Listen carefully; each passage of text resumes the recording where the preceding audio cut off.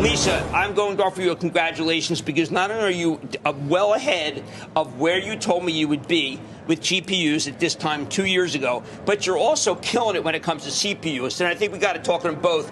Where are you making the most money now, and where will you make the most money next year at this time? Well, first of all, Jim, great to be on the show with you guys. Thank you. Look, 2025 was a fantastic year for AMD. We really closed it off strong.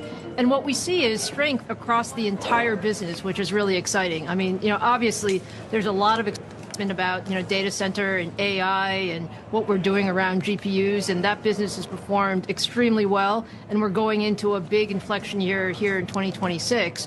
But as you were saying, like the CPU business is absolutely on fire. And this is one of those stories where, I've always said, Jim, that you need all kinds of compute when you think about data center and the massive build-outs that we're seeing.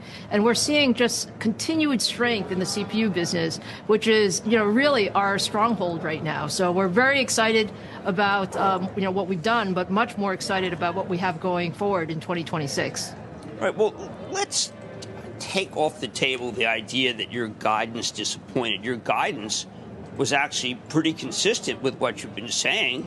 Second half, I don't know why anyone would think it was going to be second quarter. Am I missing something? Did you tell people that it was going to be second quarter and it turns out to be second half and they're disappointed? Where does the disappointment come in? Well, let me say something, Jim. When we think about how the compute market is evolving, let me just give you a picture of where the trends are right now in AI. I know there's a lot of conversation, every morning on the show, you guys are talking about where is the AI trade.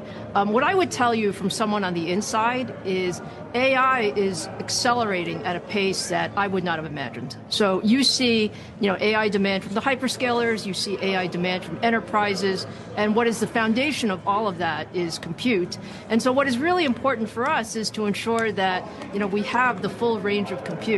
Now, as we go into the first quarter is usually seasonally down for us because we do have some consumer exposure.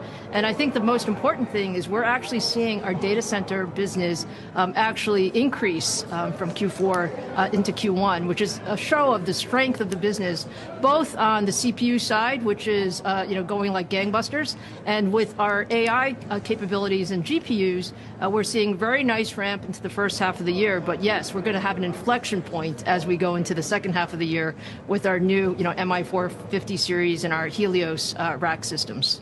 No, and we've watched your stock price respond to that as well. Coming back to the rate of change, we've been talking, and you probably listened at the top of the show and certainly after yesterday and many days lately about software companies, very much concerned perhaps amongst investors about their future business given the tools that we're seeing happen almost every day. How do you view it as somebody who's been in this ecosystem for so many years, Lisa? Should investors be concerned about software companies' ability to compete when Claude or OpenAI can come up with a new tool tomorrow?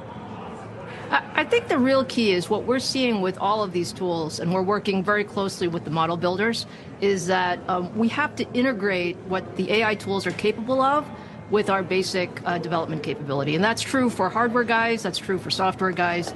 We have to take the power of the tools and actually, make our products, better, get them to market faster, really, accelerate the rate and pace of innovation. And that's exactly what we're doing. I think the disruption comes from, those who are able to take and harness the power of AI, and the closer that we work between, sort of the largest foundational model guys and, sort of the innovation that we're trying to drive at the engineering level, I think the better the overall product outcome is going to be. And the benefit of that is, frankly, the entire ecosystem, because we're going to accelerate the rate and pace of innovation.